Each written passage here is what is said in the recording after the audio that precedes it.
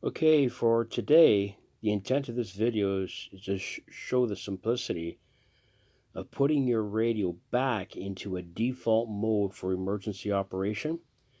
So the first thing we want to do is ensure that the radio, when we turn it on, is acknowledging that you are in Welcome. Channel mode. channel mode.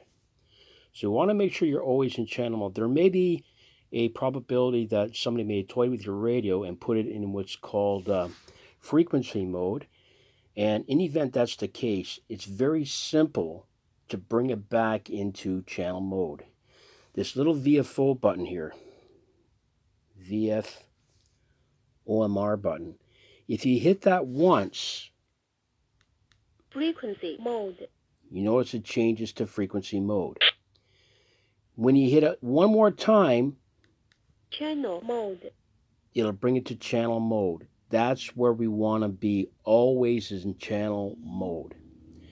Ideally speaking, when we're operating an emergency, it's ideal to only utilize one of the two frames. There's the A frame on the top, which is the FRS 15 channel. That's our default channel that we use.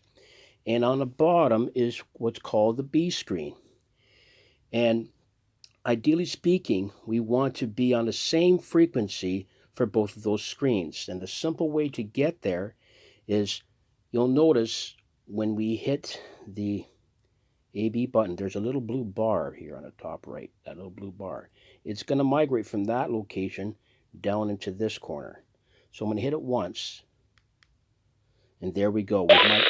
We've migrated from the top bar to the bottom, from the A screen to the B screen. A good rule of thumb is always use the A screen as your transmit screen. So we're going to go back up to A screen. The only reason why we have FRS 15 there is I typed in the number. If I look really close, you'll see on the top right corner, the number reads 955. So it identifies a number that I typed into the radio to bring up this default screen of FRS 15, which is our main point of contact frequency. But given that it is a public frequency, it could be utilized by other parties, especially in an emergency scenario.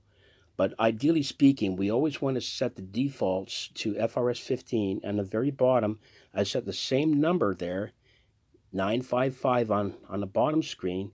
So it shows the actual frequency that is transmitting out on, and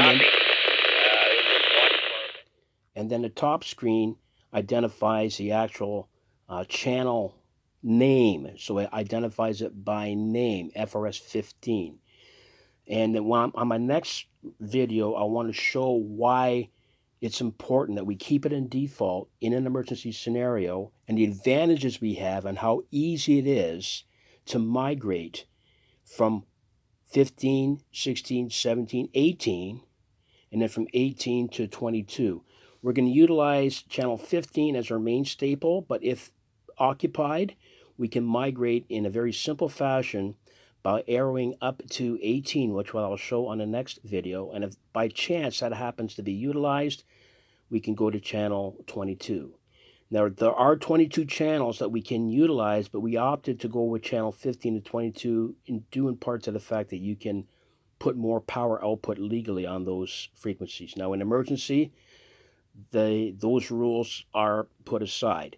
And we want to show you in the next video, in the event that we are in emergency and you're not getting your traffic passed on, in a real emergency, you can utilize the repeater stations, and I'll show you in the next video how to access those radio stations and how you can navigate through all those repeater stations that give you more power, and more range.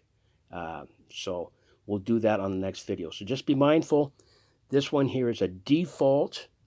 This is a default mode for emergency use.